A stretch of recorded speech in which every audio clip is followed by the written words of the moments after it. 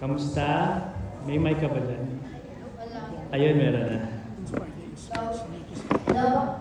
Thank you.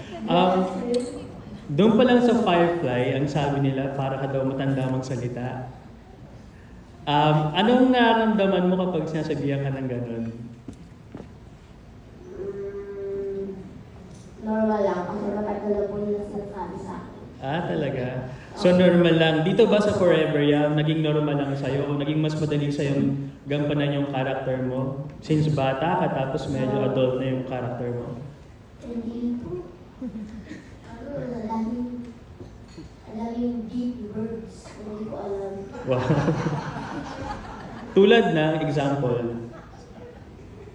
Ano yung mga Tagalog kasi ayaw simulan daw.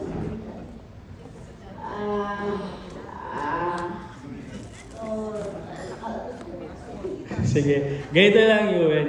Ano naman yung parang fun part, yung mas magandang part ng pagpi-play ng ganitong character para sa'yo? Fun part? Wala na ako kaibigan. Yeah. Mga actors. Mga actors. Masasabi mo ba dahil dun sa mga kaibigan mo sa set, naging mas madali ang pagkatrabaho? Yes po. Nakikita po sila. Yeah. Alright, sige. Maraming salamat and good luck to your show. Thank you so much, Mr.